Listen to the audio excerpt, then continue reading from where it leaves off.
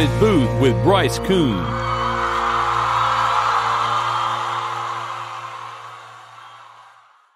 Hey everybody, Bryce Koon here. Before we get started, I want to let you know something that you need to make sure you follow us on social media. I'm the host of the Crowded Booth. Subscribe to us right here on YouTube. Make sure it is up on podcast form as well. And you can find us on all social media platforms. That's Facebook, Instagram, and Twitter. We've got a loaded show, so let's go ahead and roll in. I'm bringing in my good friend, special guest as always. Ralph, you're not that special anymore. You're on every single show, so you're still a good friend. I like to consider myself special in some ways, but it's okay. I appreciate it. That's okay. Well, you know what's not special, Ralph, is a mayo bath that was dumped on Shane Beamer. Now, listen, today's episode we're going to be talking about is the college ball playoff preview. We're going to have kind of an in-depth look at both of the games before we wrap up today's show. But if people are listening on the radio and they weren't able to catch what happened to Shane Beamer, South Carolina defeats North Carolina, which, Ralph, what a season for the Gamecocks. I mean, really, I don't think anybody expected them to get to a bowl game. They do that, and then they win one over a team that was really one of the preseason dark horses to make the college football playoff. How big of a difference 5 to 6 months makes in a season is absolutely crazy. But how do you feel about mayo, which I read it was 4.5 gallons of mayo, and it was watered down a little bit. So it's not like it's the thick consistency. This is nasty. Can we just be honest? That's nasty. It's insanely nasty for one. Like you said, but bringing up Shane Beamer and what a great season. If it wasn't for Josh Heupel and the Tennessee Vols, shout out to Peyton Yance because he asked me to say this. Beamer will probably win best first year coach. Just because Heupel beat him so badly this year. But yeah, man, it's disgusting watching that video. It's nasty. It's not good whatsoever. But listen, hey, we're going to dive in. College football playoff preview. It's finally here, Ralph. It's finally here. So we're going to lead it off with Alabama versus Cincinnati, and then we're going to wrap it up in our second segment with Georgia versus Michigan. And then, Ralph, we'll have 6 more minutes remaining. I'll give you 3 to kind of give your prediction of what happens in each game. So we're just going to preview it. We'll give the predictions at the end, but let's go ahead and dive in. The Cotton Bowl out in Dallas, and, man, I'll say first off, I like the 2 locations because often we don't see, it's the bigger bowl games, but the Cotton Bowl gets an opportunity out there in Dallas and Jerry's World. It officially gets underway on Friday afternoon, Ralph, with Alabama and Cincinnati meeting up. And listen, this is your prototypical David versus Goliath. It's your group of 5 team that hasn't gotten a lot of love. I said it on a show yesterday. You were sitting a little bit farther away from me. I said, this might be the best group of 5 team we've ever seen. I know Boise State had some really good teams. UCF had that really good team, but Cincinnati's played in some very, very big games. This is their first trip to the playoff. They've got a coach that has been in big-time opportunities, even at Cincinnati, but also at Ohio State and Luke Fickell. So let's dive into this real quick. Alabama's path to number 1 seed wasn't easy. And I think the one thing that Cincinnati fans are clinging to is that, they played unreal against Georgia. But this is a team that has been kind of up and down all season. You and I both kind of feel like it's not a team that is as disciplined of Alabama in years past. So is it recency bias? Should we fall immediately, for what happened in Atlanta back on December the 4th? Or is the body of work that we need to be looking to what happened over the course of 4 months? I mean, the past 4 months has been a huge change. That loss to A&M was an eye-opener for Alabama. I think Nick Saban probably really wanted that loss to happen and sometime this year. You learn so much about your team when you lose games, especially games like that. And they turned on a switch that I don't think a lot of people actually saw happening. Like, a lot of people saw that Alabama would probably lose one more game, maybe to Auburn because they were playing at home. Obviously, that didn't happen. It came close, and then Georgia would basically run them out of the stadium in the SEC championship. Didn't happen. Alabama flipped the switch. Bryce Young, I don't think he threw another interception until the Iron Bowl, actually. The rest of the season after the A&M game, he played lights out. The whole offense played lights out. The offensive line got better, had that bad game against Auburn again, and then in the SEC championship game played just incredibly. It was like I said, a switch happened. Honestly, it just felt like they got better. Not even like throughout the rest of the year, and just like 1 week, they said we're a lot better than how you played. Let's take it to another level, though.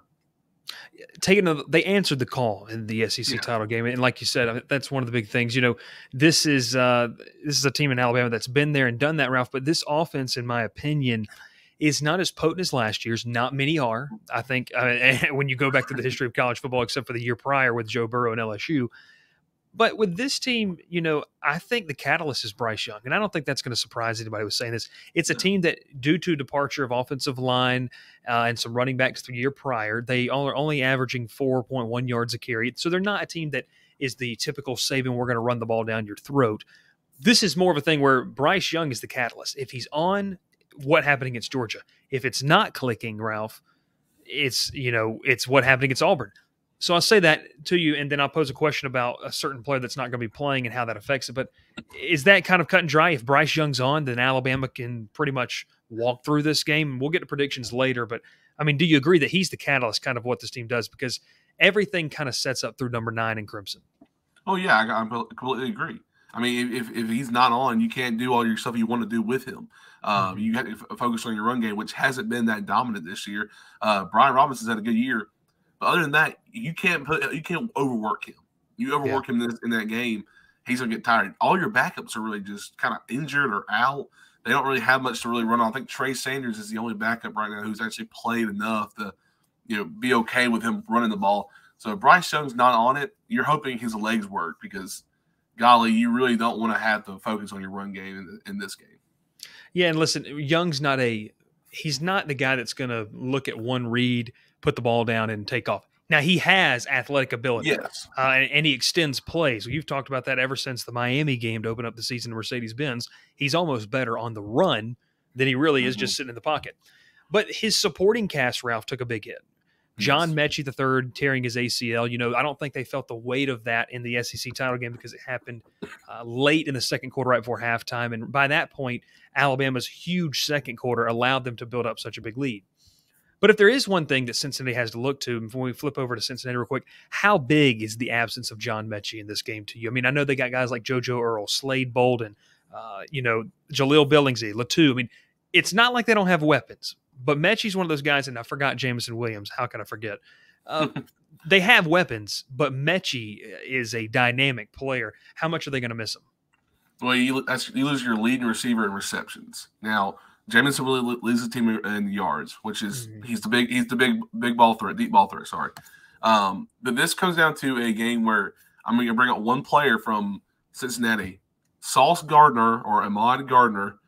Will play. He will probably be on Jamison Williams the whole entire game.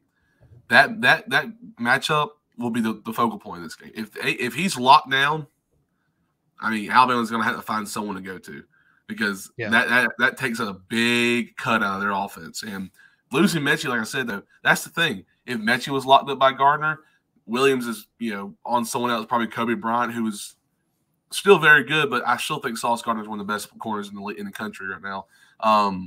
Has not allowed a touchdown all year, Bryce. Yeah, that's impressive. No matter who you played, exactly. You played Notre Dame, which I know some people are saying, well, they're off this year. Well, still, a Power 5 school, you don't allow a single touchdown to anyone this year. Props to them. So losing Mechie into this game is huge for Alabama. They got to find someone who can be that number 2 receiver, that reliable number 2. Like you mentioned names already. Slade Bolton's one. He's not the deep ball threat, but he's a great possession receiver. He can get down the field about 10, 11 yards and just turn around and catch the ball. He's going to catch them majority of the time. So they're going to have to find places, especially with the tight ends and even the running backs. Brian Robinson's going to be in backfield probably a few times. So. Yeah, they're going to have to find things that work. There's no doubt about it. And when you flip over to Alabama's defense, let's talk about what Cincinnati brings out offensively. Listen, they got the 4-year starter in Destin Ritter. To me, he's improved as a passer, Ralph, but his X factor this season has kind of been what he does with his legs. And listen, that's going to be a thing that Alabama's defense has to account for. I think that was one of the big things that worried Alabama fans about Georgia because we saw Bennett, how effective he was with his legs. That really never came to fruition. But in this situation, Bearcats are going to need Ritter to deliver in the toughest game of the year. I mean, this is a guy who grew up in SEC country, Kentucky native. He's played well in key spots. And, Ralph, he played well in Mercedes-Benz last season in the Peach Bowl. He was 24-37, 206 yards, and 2 touchdowns. He also scored 3 times, threw for 323. And part of that, he totaled 323, and part of that was 78 yards on the ground. This is a guy in Destin Ritter that can literally do both things. I know it's too easy to say, but, they don't have the All-American group at wide receiver. They got a solid one. They've got Jerome Ford. I mean, this is going to be interesting to see kind of how it goes. What does Cincinnati, in your opinion, I mean, how do they stack up against Alabama's defense? It's a tough defense, but it's not the lockdown defense. Alabama right now wins games with their offense. Right. And you talk about Destin Ritter's he's able to run the ball. He's done a great job of that. Mm-hmm. But this year they took all that load off of him with Jerome Ford, and Jerome Ford is taking that 19 touchdowns, Ralph, for Jerome Ford. 200 attempts. I'm pretty sure Destin Ritter had it close to about 150 last year. Yeah. So about 50 less attempts, which, you wouldn't count attempts. There's a lot of scrambling plays too. The Destin Ritter, he's going to have to win this game with his arm. I really believe that. There's a lot of teams that have played Alabama with mobile quarterbacks that haven't really done much, Miami especially. You can consider Auburn. We're not really going to that. Yeah. But yeah, the Destin Ritter's not winning with his arm. Jerome Ford's going to make some big plays though. There's third and shorts when you know they're going to blitz. You got to do something in there with him out of the backfield. We'll just run out to the right, run out to the left, just get open. So Destin Ritter, his arm is going to be huge in this game. I want to see how he really just goes up against it. This is the best teams he's ever faced, honestly. Yeah. By far, this is the best he's ever faced in his college career. He faced Georgia last year, which was a depleted defense, a lot of opt-outs, injuries, and just, COVID, everything last year. But this right here is his biggest test. And like you already said, it's the biggest test this year, but it's the biggest test of his career. Mm-hmm. Yeah, and can he deliver? I mean, I think part of the thing is they're going to have to hope for is can Cincinnati hang for 60 minutes in the trenches? That's going to be something that I think is going to be a key to watching this game because, listen, the Bearcats, I think they're the most talented group of 5 team that we've seen. They deserve this opportunity. And, we're going to get to the predictions of the back half of the show, Ralph, but that's the concern for me is can they hang around for the full 60 in the trenches because what makes the big difference between these elite schools in college football. And so I think it'll be interesting to see. But we're going to give our predictions at the end of the show. When we come back, we're moving down to Miami. We're going to take, what is it, Ralph, 20 all the way across and head down 75, 20 all the way across to Atlanta, 75. Ralph's confused completely with geography, but that's no. I'm trying to think. I'm running through my head. But that's okay. We're going to go to commercial. When we come back, we're going to talk about Georgia and Michigan. Cook's Place began serving our signature hot dogs in 1985 from a cart on Broadway. We still serve the best hot dogs and scrambled dogs in town at the corner of Moon and Miller Road and at the landings. Our friendly staff won't let you leave hungry. Come in and eat to the beat with our 50s jukebox. Cook's Place, fast service, great people, awesome food. What are you waiting for? Back here at the crowded booth, before we dive back into the Michigan versus Georgia preview, I also want to let you know from one of our sponsors, Climate Control Heating and Air. If you need any heating and air needs as we get to the new year, listen, this weather's wacky. You don't want that to go out. You need to call Climate Control Heating and Air, serving the Chattahoochee Valley since 1983. Call them for all your needs. Family-owned business and a proud sponsor of the crowded booth. I'm bringing my good friend Ralph back in the booth here. And Ralph, we talked about kind of the David versus Goliath. And if that's David versus Goliath, this is going to be 2 bulls in a china shop going at each other for 60 minutes. A physical football game on tap against Georgia and Michigan down in Miami. This is the nightcap. It gets the perceived #1 broadcast crew and, gets Kirk Herbstreit. It, gets Chris Fowler. This is going to be the must-watch game. I said this at the beginning of bowl season. I think this is going to be the best bowl matchup. Not talking about national championship, the best bowl game that we're going to see, just because this is strength on strength. And this is a physical Michigan team. Harbaugh and Smart, they love to play the same style of football. I'm sure as long as each respective team decides they want to win the game, they don't care if it's a 7-3 final. Like this is how they like to play football, Ralph. So, let's get a little background on this. Michigan's path to playoff for me, it started last offseason. An abbreviated 2020, they went 2-4. Harbaugh's on the hot seat. And he hit the reset button. They cruised through part of their schedule this year. They came up with a big win. They lose to Michigan State, a big marquee win. I want to talk about Michigan first, Ralph, because what are some weapons that we need to watch out for? Obviously, McNamara is there. Hassan Haskins is a great player. Everyone knows about Aiden Hutchinson. But who are you looking for in wearing the Wolverine helmet? What do they call that? Is there a specific thing? I don't know. I guess Wolverine stripes, I guess. Wolverine stripes, sure. I wouldn't know where to go with that. There's something to go. But the maize and blue, what are you thinking in this game? You bring up Cade McNamara. I mean, obviously he's their starting quarterback. He's, it was funny to think about it. If you look at their stats compared to Georgia and Michigan, you basically have the same game going on here, but same team really playing each other. McNamara is not the deep ball thrower. He can make them, and he'll make some big plays, but it's just like watching Stetson Bennett play sometimes. Yeah. I know people are going to hate me for saying that, but it's true though. They're really not different players. They like to run the ball a lot. JJ McCarthy is a name you need to watch out for. He's a backup quarterback and plays a good bit. When I say that, he has 23 attempts for 100 yards and 2 rushing touchdowns this year. Is a backup quarterback. That's not in garbage time. That is playing against like Ohio State, have some few big plays, and he's one guy to they're going to run with him, run a little option plays with him, but he's not. They're not afraid to let him throw it. 27 for 42 for 385 and 4 touchdowns this year. I mean, as a backup quarterback and you're playing in the games they've played in this year, not a bad stat line for a freshman. So watch him come in the game and make a few passes or run the ball a little bit. They're not afraid to switch them out and let whoever gets hot and go with them. So. Yeah, and listen, this is an offense that averages over 40 points a game, but they haven't faced a test like Georgia's defense, and I think that a lot of people are down on Georgia, especially Georgia fans, really notably, because of what happened in Atlanta on December 4th. But this is still one of the best defenses, if not still the best defense in the country. You just continue to run into a buzzsaw that is the Alabama football dynasty. It's going to be strength versus strength on the battle up front.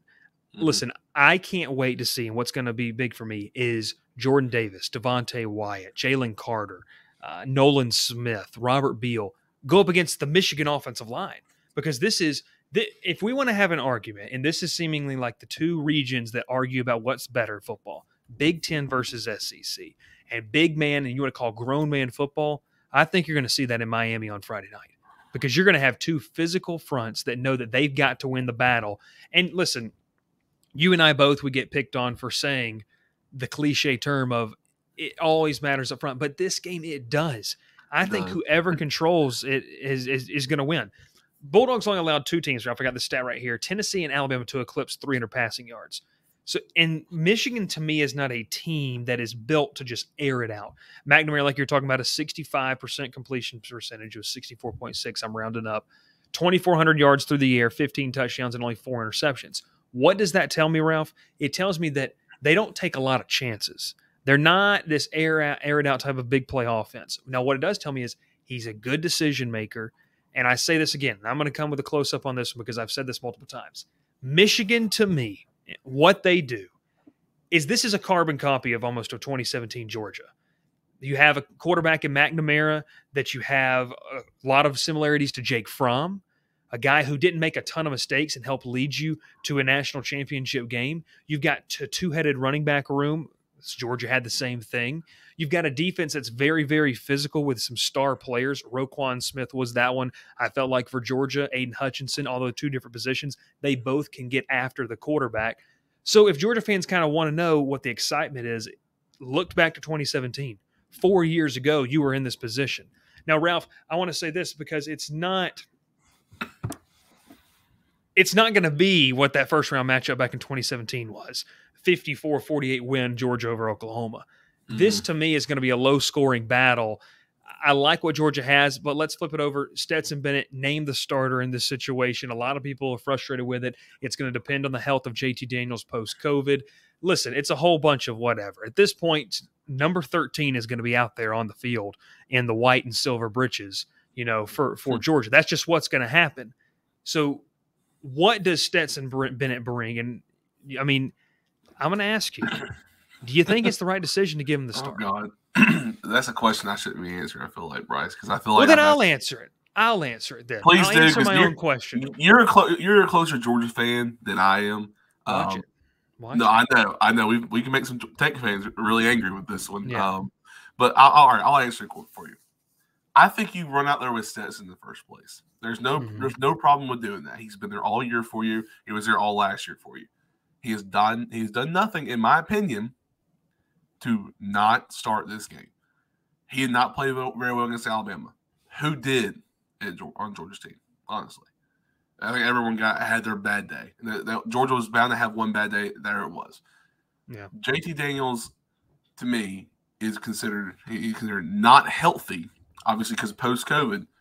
But the man has been sitting on the bench for 3 months doing nothing.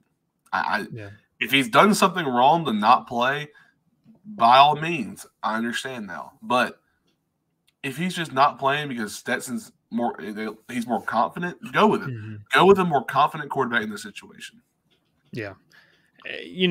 This is going to be something that's interesting for me because Bennett doesn't there's no lack of options. I mean, obviously the biggest one that Alabama, even though they won, they couldn't figure out was Brock Bowers. That's going to be a matchup nightmare for Michigan for most teams in the country. Lad McConkey, Jermaine Burton, Kyrus Jackson, A.D. Mitchell. But, Ralph, the biggest one is you talked about health, and I think this is interesting. One guy that hasn't been able to do anything, and he's also 3 or 4 weeks healthier than he was back on December 4th, is George Pickens. And that could be something that, listen, Pickens just signed an NIL deal, which has a lot of people talking he just signed it. Does that mean he's still leaving or what is that? This, to me, is an opportunity for him to show, hey, NFL guys, I know I didn't get to play all year, but in a big-time game, I can still make some big-time plays, and I'm good to go. If you remember the game against Baylor where he had like 12 receptions for like 200-something yards or 170-something yards, I mean, this is an opportunity. Michigan's defense is very physical. I mean, holy cow. We just listed off those options, Ralph. Could you see Georgia stretching it out a little bit and trying to spread out this Michigan defense? I mean, you would hope so. I really think. I mean, you don't want to run against this defense. I mean, obviously, Georgia's offensive line is as great as they are and as big as they are. I mean, Michigan's the same size almost on the other side of the ball. They're big, they're strong, they're fast. And that's one thing a lot of people don't see. Defense can be big, they can be fast, or they can be strong. Michigan and Georgia's defense they're not similar because Georgia's defense, in my opinion, is way better. But when it comes to size and skill, they're almost similar. They're big and fast and strong. And so, it's such a simple thing to say, but it's hard to find guys who are that way. I mean, watch Jordan Davis track down players. It's insane. He's 360 running almost like a 4.5 over there. It's crazy. Yeah. Yeah, you really want to get Lad McConkey out there.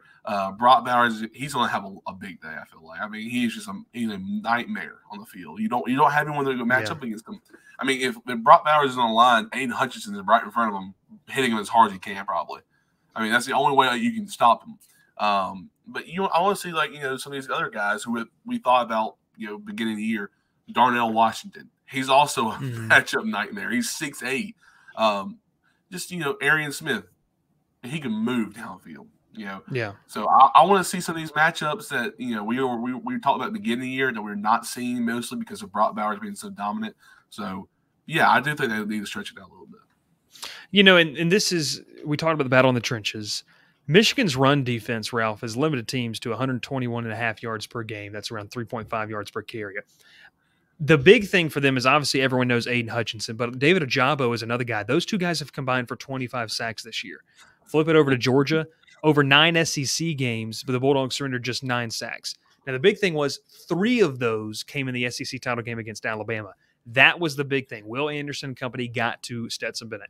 So can Hutchinson and Ojabo consistently get pressure to disrupt? Now, you have to get the pressure while also containing the ground game. And I think that's going to be a part that we're going to see maybe some of the adjustments from Todd Monken. Using James Cook is, I've said it his entire career, if they effectively figure out how to use him, then it's a nightmare. If they do that against Michigan, it neutralizes what can be a really good pass rush. As Ralph has to turn around, and is weather getting bad or something? Yeah, weather's getting bad out here. It's bad. thundering, so I'm trying to make sure the power doesn't go out. All right. Well, we're going to wrap it up here soon, though. But it's interesting, and they got to be able to contain the run game. So for me, Jamari Sawyer is going to be fully healthy for this game. That's obviously the left tackle for Georgia. That's huge heading into this contest. But listen, Zamir White, 718 rushing yards. James Cook, 619. Kenny McIntosh, 319. All of those guys have the ability, and they've gotten more through the year.